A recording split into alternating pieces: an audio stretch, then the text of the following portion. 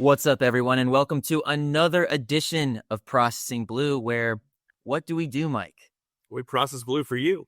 That's right. He's Mike K. I'm Alex Zetlow, and we are Carolina Panthers beat reporters for the Charlotte Observer. We got a great show for you today. We're going to talk about Bryce Young's best game of 2025, Rico Dowdle's back-to-back performances of a lifetime, the defense playing well, who is coming back on the injury front, and much, much more. But first, Mike, I'm dying to ask. You are finally covering a 500 team at this newspaper. How does that make you feel? I mean, the same way it does pretty much anywhere I've covered a 500 team. I mean, it's been a long time. It's been a long time. I mean, I've been spoiled by an AFC title run.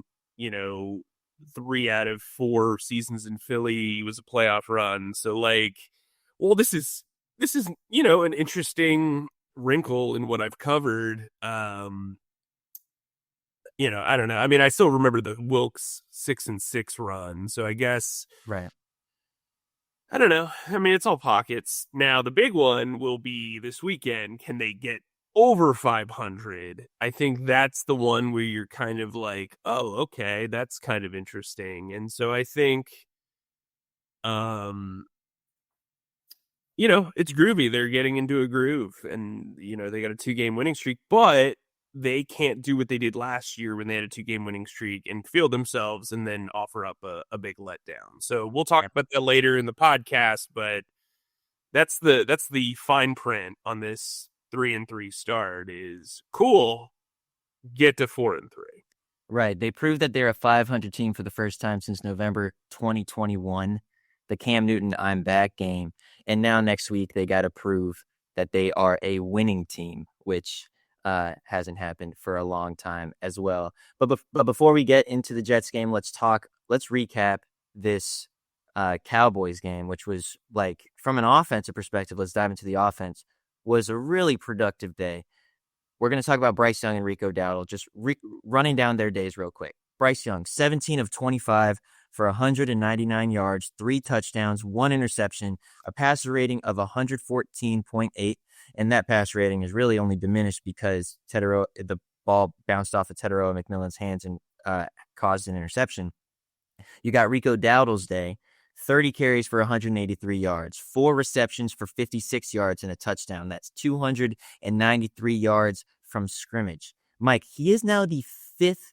He's now 5th in rushing yards in the league after pretty much only being pretty much a backup. I know they were splitting carries 60-40, 70-30, but pretty much being a backup the first 3 weeks of the season or first 4 weeks of the season. And now he is 5th in the league in rushing yards, which was just pretty crazy. And he's really not that far behind the 3rd place guy, Bijan Robinson. Bijan has 484 yards and Dowdle has 472. I can talk a lot about Rico Dowdle's accomplishments. I mean, he has so many. He obliterated records from Christian McCaffrey. He's the first undrafted rookie since 1970 to compile at least 200 yards from scrimmage in consecutive games. Whatever. We don't need to go in all on his wonderful milestones. Is there anything that you can add to Rico Dowdle's run right now? Because it's pretty remarkable. Yeah, I mean, and it has. I don't want to take away anything that he has done. This offensive line, even without Taylor Moden last week or this Sunday, has been exceptional as a group. They've had their, individual quirks. They've had their moments where they've had letdown blocks. But I would say this offensive line, the tight end group, have really carried this running game pretty heavily. I mean, Rico Dowdle had over 80 yards before contact in this game. Like, that's pretty wild. There were holes that I'm pretty sure Scott Fowler could have ran for 5 yards through. I mean, you're not going to say Alex Zetlow? Alex Zetlow couldn't do that? I think, but okay, as our resident expert in irony and funniness, okay, Scott Fowler running for extra yardage is funnier than you running for extra yardage. I mean, maybe though, but we get into this debate with me and my friends all the time. Could you gain 20 yards in the NFL? And that includes if you're injured or whatever. I always say no, it's impossible. But No, it's impossible. respects on that. Yeah, yeah. But anyway, I think this offensive line has done a really nice job. I think Brady Christensen at right guard, Cade Mays at center have really heightened the running game. I think both of them have played well just overall. Christensen's been, a straw stirrer. I mean, a straw that stirred the drink for this offensive line. I think Damian Lewis is the most underrated player maybe on offense. Mm-hmm. I think Ike Kwanu, they've played to his strengths as a run blocker. And I think Yash Nijman deserves a lot of credit. But we've also said he's a more natural right tackle, and you saw what he did in this game. I thought he did a terrific job. Much better than when he was at left tackle in week 1. So I think, all things considered, this O-line deserves a lot of credit, and I understand it's easy to kind of lose them in the sauce because Rico's breaking tackles and he's doing all this stuff. I wrote that he's been electric in space and tough as nails through contact, and that's a great combination to have. And I think, look, he deserves more attention. That's what this is, and I think we'll talk about this a little bit later on when we talk about some roster shuffling with the offensive line, with running back, with wide receiver, because there's a lot that's kind of intriguing moving forward, especially with guys coming back from injuries. Definitely. But I think his vision and his competence as a runner has been tremendous. He's set up his blocks well. He's let blocks form, and that's led to success. He's been very patient with how he's attacked. I know in practice, it looks like he's just surging through a bunch of bodies or surging through space. But I think he has been very smart in how he's approached his efforts as a runner. And frankly, he's impressed as a pass catcher as well. Was this Bryce Young's best day? It was his Emmy tape of 2025 so far, for sure. Mm-hmm. He was terrific. I mean, he made one bad throw all day, in my opinion. Even when he missed, they were fine throws. That interception should have been caught. This was the first turnover of his 8 that wasn't, you wouldn't put, I think all of his turnovers, he has at least 55% culpability, right? This one, I don't think he had any culpability whatsoever. And, I was impressed by the way they bounced back. We saw the mic'd up from the Dolphins game where he basically he never got high, he never got low. I think that plays into it. He reminds me of classmates that I had in college. I'm the type of person who wants to write essays or papers or study way far in advance. So I just get it off the plate, out of my mind, right? He's a guy who feels like he is writing the paper up until 2 hours before class and thrives on that type of adrenaline and pressure, right? Because if you look at it, all but one of his wins have been comeback or close game, final drive sort of wins. We saw him, his very famous Iron Bowl performance against Auburn. I mean, there is something that happens when he has to dig himself out of a hole. And while that's not necessarily healthy and not really sustainable over, a career probably, we're noticing that when push comes to shove, he can be very clutch. And I think if this running game can play well. I mean, I don't think this running game is sustainable just because they're not going to play the Dolphins and the Cowboys week.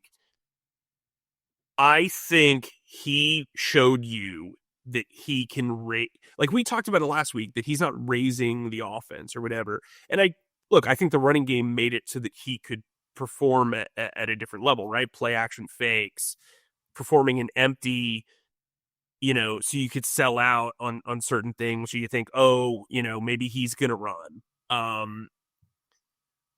Listen, I thought Dave Canales called a masterclass of the game too. I really do. I thought you really started to see, I've talked about this being an elementary offense. It evolved quite a bit. Especially pre-snap and from a blocking scheme standpoint. he's right when he says, execution's a problem. It is, because we've seen this team execute pretty efficiently over the last 2 weeks, and it's led to great results. And so I think this was probably as succinct of a game plan and a performance as we've seen from Canales and Young this year, maybe ever. I mean, I know Atlanta gets a lot of love, but the efficiency of Bryce in this game was really impressive. And this game was consequential. Like, right, yeah. There's still so much possibility for this Panthers team still. Now the Tampa Bay Bucks are looking really, really good, and that does not bode well for the Panthers when it comes to trying to compete for the division. But when it comes to just stacking wins and stacking confidence for this offense, that's really big. I wanted to hit on one last Bryce Young thing. That final drive, 15 plays, 6:07 off the clock to ultimately set up a pretty pretty close field goal for Ryan Fitzgerald that ultimately sailed through as time expired. I thought Bryce was really good on that final drive. Yeah, hot take, I know. That fourth down play call, Canales just wants him with the ball. He wants Bryce to be the decider. He might have said that in words previously in previous seasons, or I guess last year, but there's a belief that's different. I can't. It's tough to articulate. I mean, we can talk about how much time he has to throw and his average depth of target as long as we want, but like that final drive, there was this belief where it was like, oh, Bryce Young can win a game on his own right now. I'm not sure. Personally, I'm not sure I've ever felt that way. Had you felt that way going into the final draft? Did you think, hey, Bryce Young can go out and win this when they were about to go on that final drive? Yeah. I felt like the momentum was there, especially with the run game. I thought they would be very run centric. The fourth down play when they went empty, I was like, what's going on? Uh-oh. I thought he was going to run, and I think they did too. And I think that's why it was so effective to throw that quick strike to Hunter Renfrow, his lone, catch of the game. Why you got to say that? No, I think I know. No. I want to get into this because I think there's something cool about the functionality of this offense and that they are spreading the ball around. And I think that's also helping Bryce be a little bit more efficient, right? Like they're throwing to Tommy Tremble, they're throwing to Mitchell Evans, they're throwing to Bryson Tremaine, although not really in this game. They're throwing to Xavier Legette. They're throwing to Jimmy Horn, Tetsuo McMillan. Like he's constantly spreading the ball to 6 to 7 to 8 wide receivers a game, and so you're not keying in on a guy being a true possession receiver. And I think that'll change maybe a little bit once Coker's back, because I think he will be the guy who's underneath a lot, and he will probably get the Thielen share of the workload. But I think that plays into it, right? Like you're expecting him to either run or go to T-Mac, and instead quick strike to Renfrow, right? Because you have off coverage and you can hit him right away. And frankly, we've talked about it before. If Renfrow has a strength, it's finding a cushion in small spaces, right? Like after small yardage. And I think like when you have a smaller quarterback, it's harder to see smaller targets. But when you see a guy who's wide open in the slot, essentially off the jump, and you need that yardage, I thought he made a great decision. I thought he made a great throw. Renfrow, good on him for catching it. Like, I don't think that's what iced the drive, really. I thought it was the 9-yard run by Rico Dowdle where Damian Lewis pulled while it left and basically, set them up for a 2nd and 1 and then pummeled some. Yeah, look, I think what we're seeing is when this run game is dominant and enforcing its will, it impacts every aspect of this team, right? Special teams is playing with more vigor. The passing game can still play action fakes. The running game can control the clock. The defense isn't exhausted because they're not dealing with a bunch of stalled short drives.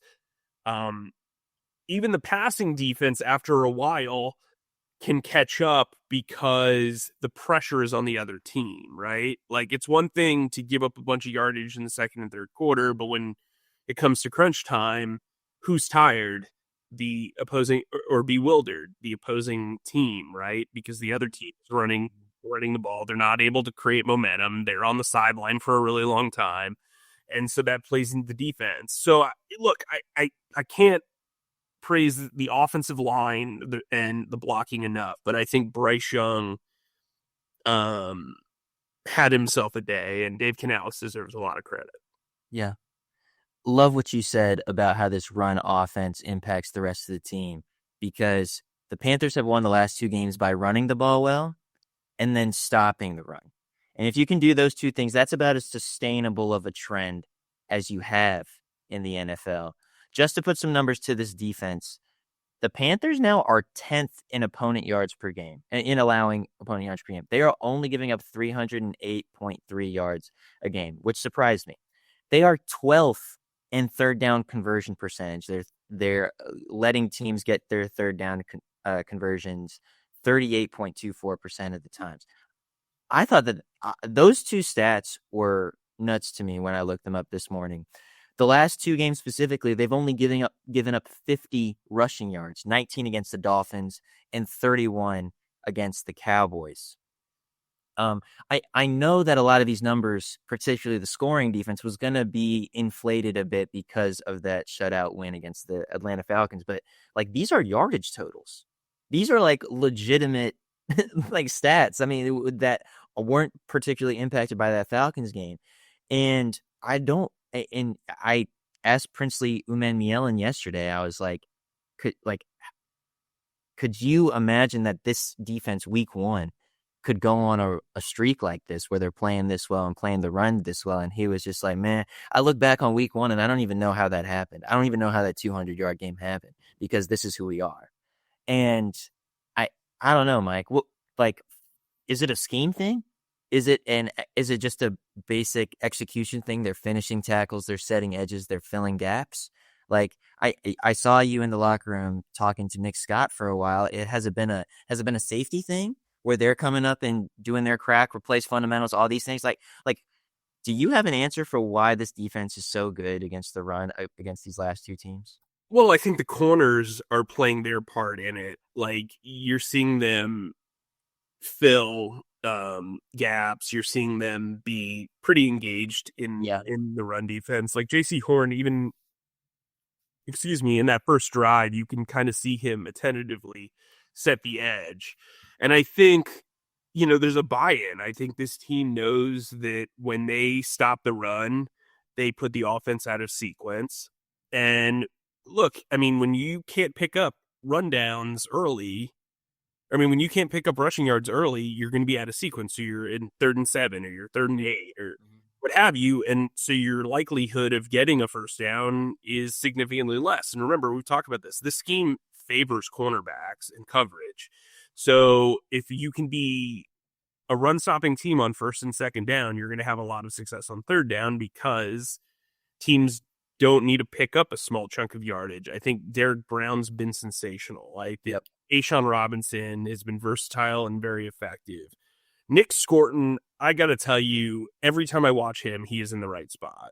And I think that's a combination, based on talking to teammates, it's a combination of a quick processing brain and a lot of hustle. Princely Umanmielen, who had mostly been a 3rd down guy through the first month of the season, he's getting some early down looks. He had a great run stop coming across the other side of the line to stop a guy from behind, because he saw the play the whole way. I think this defense is playing smarter. I think they're playing as more of a unit. It's not an individual sort of thing. And when you play zone as much as they do, that's beneficial. I think understanding what Merrick's strengths are and using him effectively, like, they use a lot of combinations. They'll be in dime personnel with him at linebacker. They'll be at dime personnel with Wallace at linebacker. They'll move guys around. They'll do all these different things in coverage or pre-snap, and I think that that's really impressive. They're not playing outside their scheme. They've done all this stuff. They're just putting in the right mixture and the right chemistry. I think Trevin Wallace and Roseboom switching responsibilities has been almost a revelation for this team. Like the last 2 games, they've been terrific. Mm-hmm. Rose Boom, if you compare this game to Arizona or to New England, it's like a night and day. Mm-hmm. I think the same thing you could say about Trevin Wallace and Jacksonville to this game, right? And so I think, I said this before, and they didn't really kind of confirm it when I talked to him, but to me, I think Trevin Wallace being able to put his hand on everything, I think they're two different learners, right? Like, I think if Trevin's hands-on and he understands what everybody else is doing, he's able to play fast. I think for Rose Boom, not having to worry about everything else helps him play fast, right? Like, there's, Yeah.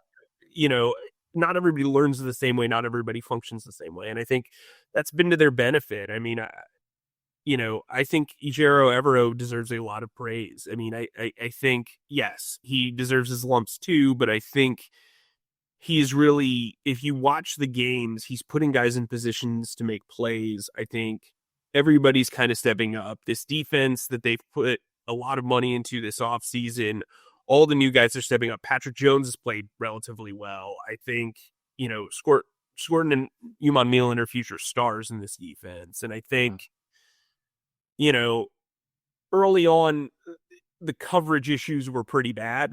We've praised Lathan Ransom a lot. He had some hiccups. I think, Mike Jackson probably had his worst game as a Panther. George Pickens isn't an easy cover anyway. And then I think, JC was kind of up and down, but for the most part, look, this run defense, they were able to mix and match personnel. They were able to do certain things. And I think stopping the run is key. If you talk to any defensive coordinator, they want to stop the run first. And you see why, because when a team can only pass, even if you can't get a pass rush, but you can cover well, they are in trouble, right? And so I think that's what they've done. And I think that I don't think the run offense or run defense are particularly sustainable. You're not going to hold teams to 19 to 31 rushing yards every week, and vice versa. You're not going to rush for 200 yards every week. But I do think if you can find a way to level out to where maybe you're only allowing 75 to 100 yards rushing a game and you're running for 170 yards per game, you're going to have a lot of success and you're going to win ball games. Yeah. Yeah. Everything is rosy right now. In many ways, as you detailed, obviously there are some things. Normally when we talk about injury news and guys coming back, at least the past 2 seasons, that has been a spawn for hope. I think this week when we talk about the guys coming back, it kind of sparks an interesting discussion of how the Panthers are going to manage this roster going forward. So who will be coming back this week, or who potentially could be coming back? Jatavian Sanders, who started as tight end 1, he has been practicing the past couple weeks. He was out with an ankle. He was never on the injured reserve. So they don't need to necessarily make they don't need to make a new roster spot for him, but they do for a couple other guys. Among them, Jalen Coker. He had a quad injury at the beginning of the year. His 21-day practice window opened last week, which means he's still on the injured reserve and doesn't count toward the 53-man roster. He, according to Dave Canales, is really close to returning. Austin Corbett, he suffered a knee injury against the Arizona Cardinals. He on Wednesday, so today, if you're listening to it when this episode comes out, his 21-day practice window is officially open. So, and he was the starting center at the beginning of the season, which will make for interesting talking points. Chuba Hubbard, calf injury. It was kind of a question if he was going to play this week. Like, it was kind of a possibility that he'd play this week. Now he's even closer to recovery this week, against the Jets. And then you got Turk Wharton, who is sidelined with the toe. And we talk about how great this defensive line has been playing with this rotation. Him coming in will be interesting too. I want to talk about the 3 offensive guys, though, Mike, and how these roster implications. Let's start with Jalen Coker. Mm-hmm. We're probably, I don't want to be too speculative because we haven't talked to Dave Canales yet, but it just seems like he's ready to go against the Jets this week. But you got to make a spot for him to be on this 53-man roster. Do you have a prediction as to what happens? I don't have a prediction of who the roster move is, but I do have a pretty good feeling that the person who will be slighted by it is Hunter Renfrow. Oh, yeah. And here's my logic, and I'm sure a bunch of Clemson fans are going to jump in the messages and do what they're going to do. But I wrote this on Twitter, and I'm the day of, even before he caught the pass. So and I doubled down afterwards. So you've got McMillan. I don't think they're going to quit on Leggett. So that's two guys. You've got Coker coming back, who's going to take the bulk of the slot and Z reps.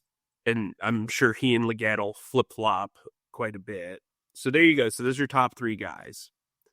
Then you've got Bryce and Tremaine, who has been terrific as a blocker. Mm-hmm. Terrific.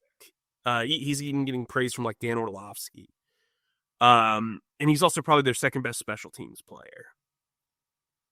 And then you got Jimmy Horn, who I think adds another element to this team. I think you saw it on the 34-yard catch. I think he is a guy who affects the pre-snap motion significantly more than anybody else, just because you have to respect his speed, even if you don't respect his route running ability, which I think is developing. And so those are the five guys that I would think would be heavily influenced in the offense.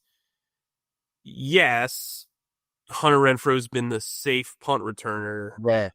But I like, is that worth a roster spot, right? Like you're typically only going to keep 5 wide receivers active, maybe 6. But if you do, you're keeping him just to be the safe punt returner. Like I don't know what the upside is there, right? So you also, if you're going to do that, you're probably slighting James Mitchell, right?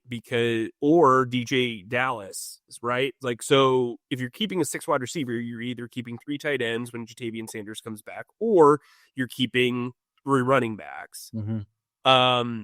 And I just think DJ Dallas, they clearly like him as a kick returner. They clearly think he can pass block on third down. They're still dealing with the injury of Chuba Hubbard. Running back's the most injury-prone position. And Dallas has return experience, right? So I don't know if that makes a ton of sense. And then you look at, tight end. I think James Mitchell's played really well on special teams. He's been a very good third blocker and third team personnel. He's caught the ball cleanly when targeted.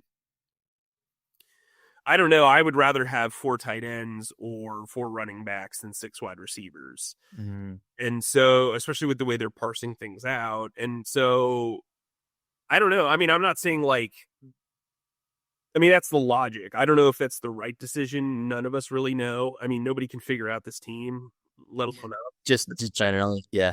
Yeah.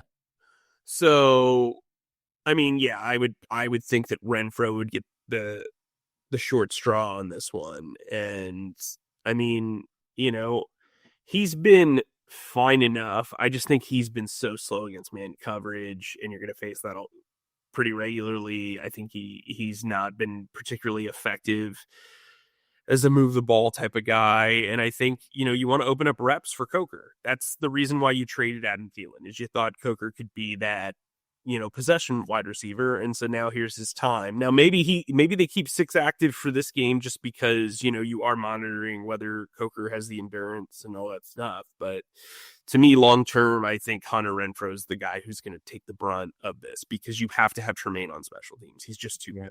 Yeah. No, that logic is sound. I want to get to Austin Corbett, because he is an interest point for this fan base. Sure.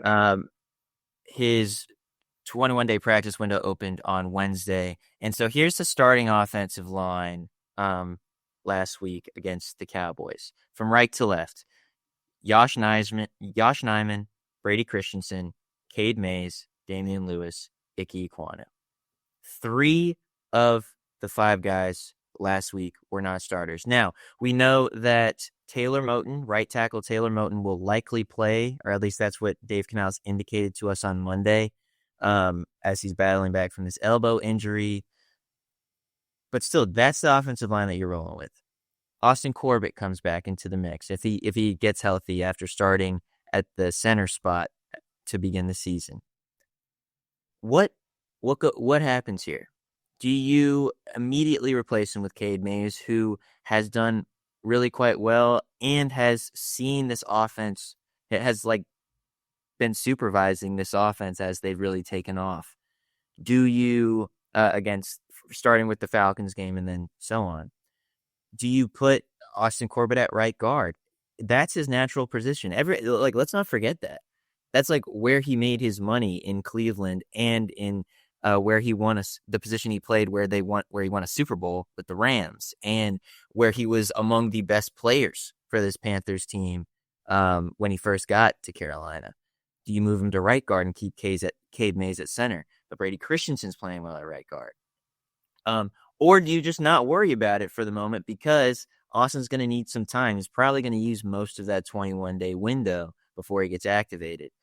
So, these are all just questions that I'm sure this front offense is kind of balancing right now. Is this too early to talk about it, Mike, or do you already have some logic in your own head? Well, I think the internal messaging will be let's let it play out, right? Right.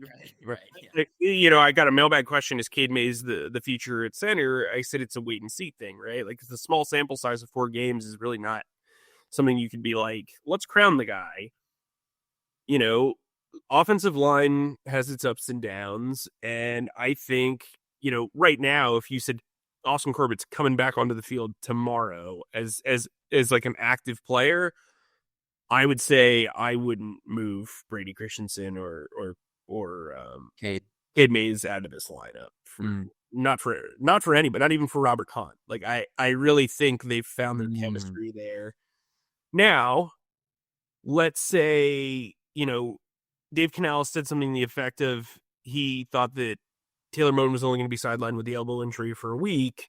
If that persists, then you say to yourself, well, why would you? I mean, Nyman worked out really well last week. Wouldn't you want to further build the chemistry there? I just I don't.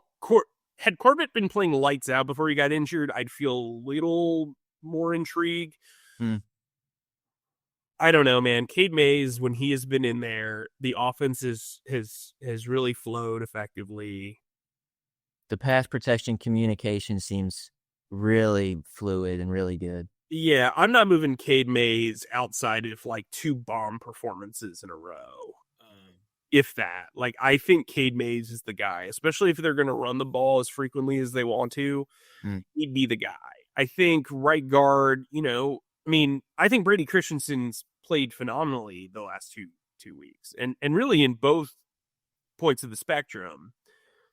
And so he's been kind of volatile as a pass blocker and as a run blocker during his career. You'll see games where he's just dominating and then other games he's not matching up well. And so I wonder if there's an opening there, but I don't know, man. I think Brady Christensen's playing really, really well. I'm glad we don't have to make the decisions, it's one of those things where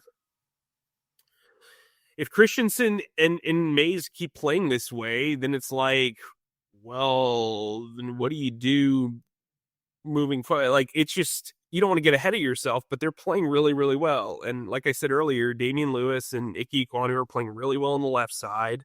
Moton's played well when healthy. I thought Nijman played very well this past weekend. It's a good problem to have. I mean, Corbett can back up all 3 interior spots. I mean, maybe he takes a backseat and becomes the Christensen that they, for the interior. I mean, oh man, I think I hear the phrase "good problem to have" in my nightmares. And I was gonna segue that into the Chuba Hubbard Rico Dowdle thing, but if you have more to say on the offensive line, go for it. Well, the one thing I would say is I agree with you. I thought in 2022, Austin Corbett was their best player on the team, on the offense, period, done, nothing. There's no, you couldn't argue against that in my opinion. But he's also had, 3 or 4 major injuries since then, and I think they've taken their toll. I also don't think center was a natural fit for him. I didn't like it when that was the idea that brought up, but that was kind of the only place to put him. And I think he would play better at right guard. I also think you got a guy who's in there right now, and if you Wally Pip a bunch of dudes, that can lead to problems in the locker room. I mean, look, it's a performance business, but Christensen's actually playing well, right? It's not like he, I don't know, man. You brought back 9 guys who had been here. One of them's probably done for the season, if not most of the season in Hunt, and the other guys are stepping up, and I think they feel pretty good. I mean, look, they brought 2 guys off of 2 other practice squads, and those guys are playing special teams for them right now, and they're active on game days. Like, I mean, I don't know, man. That one's a future debate, but I do think that they're going to take the length of the 21-day practice window with Corbett. There's no reason not to at this point. That seems natural. Real quick, let's do the other good problem to have before we preview the Jets. How many times is that just like literally the company line when we talk about Chuba Hubbard and Rico Dowdle? That is the quote and the phrasing that I've heard more than anything else with Dave Canales, but also offensive coordinator Brad Idzik and other players, like even the players themselves, Rico and Chuba. It's like, and I hear it and I understand the logic. They're both 1,000-yard guys a year ago. They both have shown that they can be really great. And it is a problem because having to divvy up the carries is a real consideration that this coaching staff makes. But but ultimately there are worse problems to have. And they're kind of indicating that it would be worse if they only had one of them. Well, maybe, but the only time that they've had one of them is when they've had record-producing games on the ground. Like, I think that, and we had a robust discussion about this last week, but like even Rico said, not in direct answering of the question of pairing him and Chuba together, but he did say, yeah, there is something to feeling out the game. There is something to getting hit a couple times and learning what is working and what isn't. It's ultimately why after halftime of the Dolphins game, he went to Dave Canales and said, hey, call this play for me. And it was like this zone run that yielded 53 yards and really just set the tone for the rest of the game for the Panthers. Like this good problem to have thing, like it's another week of questioning, hey, is Chuba going to be the starting back when he comes back? I personally, Alex Zetlow, thinks that you ride the hot hand of Rico Dowdle as much as you can, even if Chuba does come back this week. I wouldn't do the 60-40 thing. I would try to make Rico a legit running back one, and maybe they switch running back one responsibilities throughout the year. I still think Chuba's a really good runner, by the way. Man, I don't know. I don't know. What do you think about this good problem to have mindset? Is there? I know you espoused it as well last week, but did the performance against the Cowboys change that at all? Well, I think it'd be naive to think that Chuba Hubbard wouldn't have success against 2 pretty crappy defensive blocking. What I would say would the team run production be as good if you don't have if you're constantly like messing with the rhythm of both of those guys? It's kind of, I don't think he would have had the same level of success as Rico just because of who the opponents were. I think if you're facing a really good north to south running team, you should use Rico. And if you're playing more of a finesse team that sets the edge well, you should play Chuba. I think good coaching is being nuanced and being fluid and saying, listen, we're playing the Jets this week. Quinnen Williams, is a mountain of a man. We're not going to want to run at him. Let's run outside. Cool. Who does that favor? Rico Dowdle. Also, you've got Chuba coming off a pretty significant calf injury that cost him 2 games. Like, let's onboard him. I think something that's smart that this new medical staff or this new training staff has done is they are taking their time. I was impressed that they didn't rush Jalen Coker back after a week of practice. I know that the fan base didn't love it, but they didn't need him evidently in this game. And you know what? I think he benefits from being onboarded, and I talked to him about it too, and he concurred. So like, I think it just depends on matchup, man. Like, there are like four. No, I don't want to say that. There are probably like 8 to 10 true RB1s in the league, if that. Mm-hmm. And I think playing the matchups is smart business. I also think it helps avoid being keyed in on knowing strengths and weaknesses. I do think Rico does have downsides to his game. I think, there are times if the blocking's not there, he's not going to necessarily make a guy miss and do stuff like that. Like, Chuba to me is a guy who doesn't lose yardage. And I think against a good run defense, you'd rather have the guy who can pick up 3 as opposed to the guy who has the potential to lose 2. Mm-hmm. And so, again, I think there needs to be context here. I think Rico's been terrific. But I also think, like, there are going to be times where you want that ground and pound sort of Chuba Hubbard type back where you're not making any mistakes, you're getting positive yardage, you're staying in sequence. I also think Chuba's been injured for a while, man. Like, he has not looked good since week 1. Man, I don't know. I mean, I don't know for a fact that he was injured in Arizona, but he has not looked like Chuba Hubbard since week 2. And so I think that's compounded things. I also think people always want to jump towards the flashy thing. I've seen people be like, do you think Chuba Hubbard will be traded? Absolutely not. He is the cornerstone leader that this team wants. And as a player has told me multiple times, do not conflate captainship with leadership. And I think he's a guy that Dan Morgan and Dave Canales look at as, like, if you said, give me an example of who you want a Panther to be in mentality and playing style and whatever, I think Chuba's right up there. He's a cornerstone player. I also think Dave Canales has said it multiple times. He wants 2 starters at running back because the position is so volatile and it's very injury prone.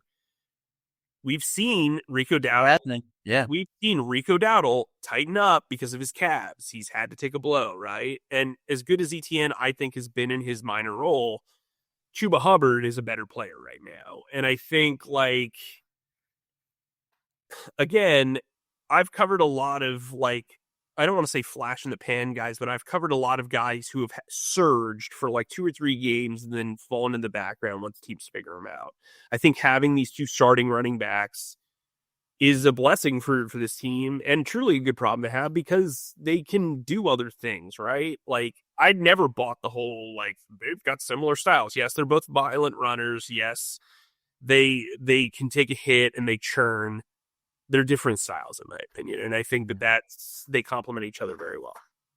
Man, hey Mike, I'm proud of you for your optimism and your, like, saying, "Hey, the Panthers are in a good spot with this running back crew." I just say what I see. Yeah, no, 100%. Let's move on to the New York Jets, where the Panthers are going to be traveling to. The Jets are 0-6. They allow 28.3 points a game, which is not very good, but they are actually not that bad if you look at their defensive ratings. They're not that bad as a red zone defense. On third down, statistically, they're about middle of the pack when it comes to that in the NFL. We talked about the run game. They give up 130 rush yards a game. That's 23rd in the league. Not great, but not as bad as this 0-6 record would kind of make it seem. They average 5 yards a rush. They have on offense 137.7 rush yards per game. Not very prolific in the pass game, but Justin Fields is known to be like a really dynamic quarterback when things go right for him. Like, I don't really know what to make of this Jets team, man. They are 0-6. They're winless, but then again, in 2023, the Panthers were 0-6 and they defeated the Houston Texans somehow in their own place. The NFL has much more parity than a lot of people give it credit for. I don't know, man. I have a prediction of my own. Do you want to go first this week? This is the Trevon Merrick game. Oh, Okay, I love this prediction. Go on. I'm guessing that he's going to spy Justin Fields. And if Justin Fields can't run, he is done. Like, Mm. I mean, I watched the Jets play the Broncos before this game on Sunday, and I got to tell you, that offense is an utter disaster. To put it in perspective, Bryce Young threw for 70 yards on the opening drive of the second half. Justin Fields finished with 45 passing yards in the entire game. Mm. And the Broncos have a great defense, don't get me wrong, but I mean, he was sacked a bunch. He holds onto the ball very, very long. I think Nick Gordon gets his first sack in this game. And I think Merrick, they're going to use him as a blitzer. They're going to use him as a spy. I don't really like the idea of using Trevin Wallace as a spy just because he's been so much better against the run and better in coverage, really, the last 2 weeks. I think you were going to see Merrick, if he was a peacock, this would be like when he shows his feathers. Like this is going to be the game where you're like, okay, yeah, you totally get why he was here. Or you say to yourself, wow, he got completely owned in this game and maybe they shouldn't have put so much on his plate. I do think this is a big game for him. I think, Garrett Wilson is reportedly going to be out too. Right. Quarterback response. They can't take these wide receivers lightly, but they also have very good matchups for Mike Jackson and J.C. Horn to bounce back. Breece Hall is a really good runner, but when your quarterback's not throwing the ball, I mean, you can just stack the box and he's going to take it. The reason why they're giving up 130 rushing yards a game is because they're constantly playing from behind. I think they're more of a middling defense that, like you said, than a terrible defense. This offense, though, is putrid, man. Like I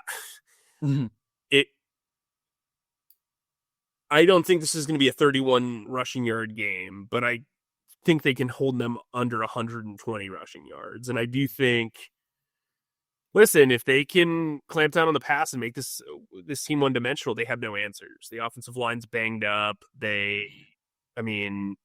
Again, Wilson's not there. Al Lazard does not scare you. But again, Does it scare Alex Zetlow or the Panthers?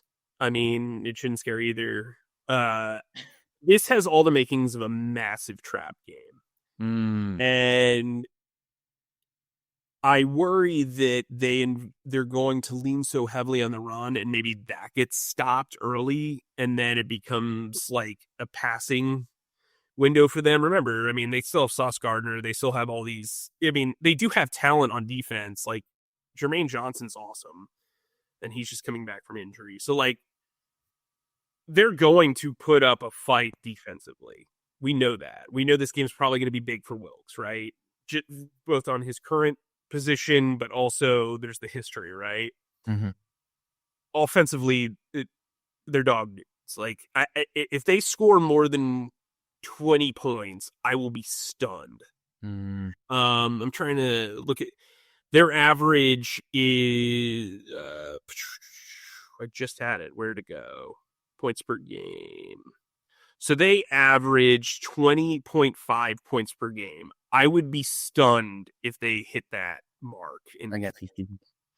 Yeah, just the way they're flowing to the ball, the way they're playing. Like, I see this as a 24-17 win for the Panthers. 24-17.